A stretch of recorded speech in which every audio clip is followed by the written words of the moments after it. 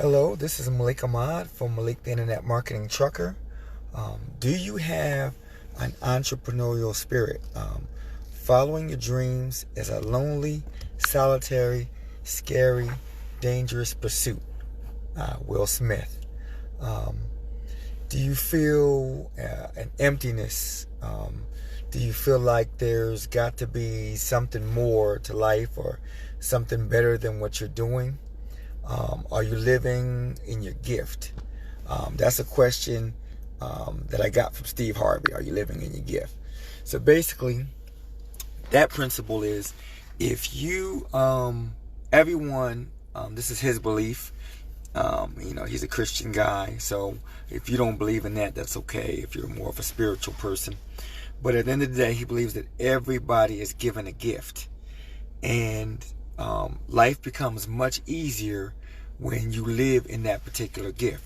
So his examples is his barber, for example, cuts hair, was making $20 a cut. Then he started cutting Steve Harvey's hair. I think he was making $50 or $100 a cut. And then from there, Steve Harvey went bald. So he gave the guy like a severance package, and now the guy supposedly owns several barber shops and barber colleges. So the moral of that story is just that is his particular gift, and because it is his gift, he's able to go far and do more than just cut hair at 10, 20, $30 a piece, whatever haircuts go for. I know my barber is about, for haircut, trim is about $20. For my kids, it's like 10 to 15. So, barbers make a decent living, all cash business. But that's not the point. But basically, the key is you have to live in whatever gifts you have. And some of us are entrepreneurs in truck driver bodies, like myself, entrepreneurs in a maid's body, entrepreneurs in a Walmart body. Do you understand what I'm saying? We have to live in whatever gift it is that we believe that God gave us. If we're not living in the gift, we're always going to feel empty. We're always going to feel like we're missing something. It's always going to be us wondering, is this all there is to life? Now, I'm not speaking specifically about making money. That's what I talk about mostly because I'm a business person. But I'm referring to things just make you happy, a passion. It's important for us as human beings to feel fulfilled, to live in our gift is I think probably the most fulfilling endeavor is, you don't have to make money. Some people want to be an author and write a book, and they may never sell a book, but they just want to write it. I don't know how to pronounce your name, but how you doing? And hey, Melissa, how are you doing? And people want to live in their gifts. And like I said, writing the book and making money may never happen for you, but you're happy that you got the book out of you. You didn't want it to die in you. It's the same thing with me. I've been wanting to be an entrepreneur and chase this for so many years. And now I'm finally doing it. I'm giving it 100, 10, 20, whatever percent you want to put on it. If you follow anything I do, I go live at least 2 or 3 times a day. I have a 60-day challenge. I just completed a 21-day challenge. I'm now in a blitz where I market every day. It's 30 minutes that I do with a group, but I'm doing it. And I'm challenging myself, and my plan is to get free. Hopefully by Father's Day, I'll be able to resign. But what I'm saying here is you got to live in your gift. Do you have a burning desire to be your own boss, to call your own shots? For me, I've always hated being told, even though I'm a soldier, a former soldier, I've always hated being told what to do every day. Basically, it's just like the military. A job is, it's get up at a certain time. They call you if you're late to a stop. I just would like to get up and have my own routine, my own schedule, do exactly what I want to do in the morning. Now, don't get it wrong, because having my own business is important to me. So it's not like that once I get free and I quit my job, hey Arlene, how you doing? And I quit my job, that doesn't mean that I'm not still going to be working on my business.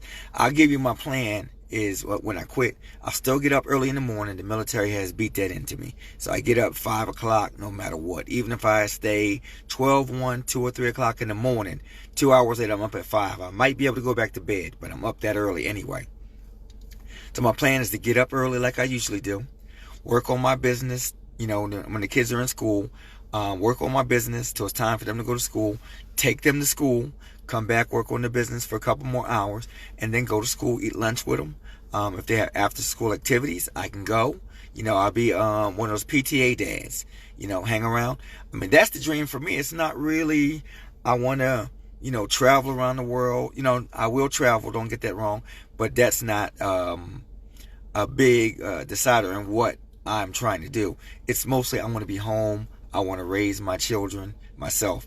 Now, this is my second marriage. My first marriage, I worked even more than I do now. So, although I love my kids, I've raised them. There's 2 of them in college. The other one's not college age yet.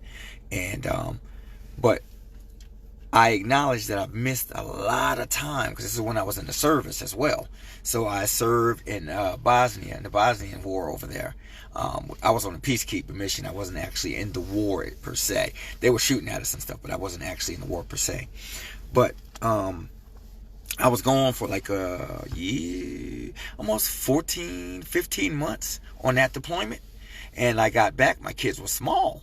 So imagine coming back from a deployment and your kids cry when they see you because your wife's coming up to you and she's like, this is your dad, but now they don't recognize you.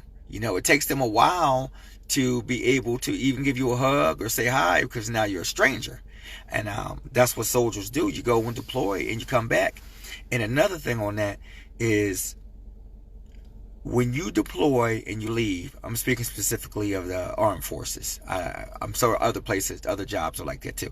But when you deploy, when you're gone, that's why I think the divorce rate, which I did wind up getting a divorce when I came back, is so high, is you're overseas changing. You're doing things you never thought you would do.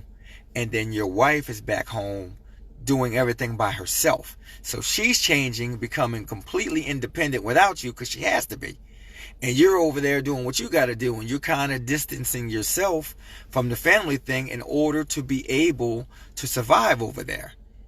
Do you understand what I'm saying? And that's why I think a lot of these, the divorce rate is so high. I know I'm going off on tangents. But basically I'm saying you have to have an entrepreneurial spirit. I mean, if you have an entrepreneurial spirit, you have to chase it.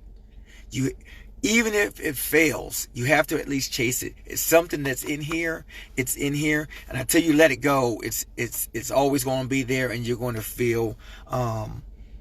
Sometimes that breeds contempt, and that too you can also bring home to your kids. And you want to be, if you got children, you want to influence them. You want to show them and say, look, Dad's getting out here and getting it. Mom is getting out here and getting it. And they'll learn more from you showing it than you telling them to do it. Because they always want to say, you ever heard someone, oh, do this and do that, but they never do anything themselves. Oh, it is getting so dark in this vehicle. You can barely see my face. Anyway, I think it's going too long. It's getting dark in here. My little selfie light is going dim. This is Malik Ahmad from Malik the Internet Marketing Trucker. If you like the video, like and subscribe and comment to my page. If you're watching this on YouTube, like, comment, and subscribe to my channel. Once again, this is Malik Ahmad from Malik the Internet Marketing Trucker. I'll see you guys soon.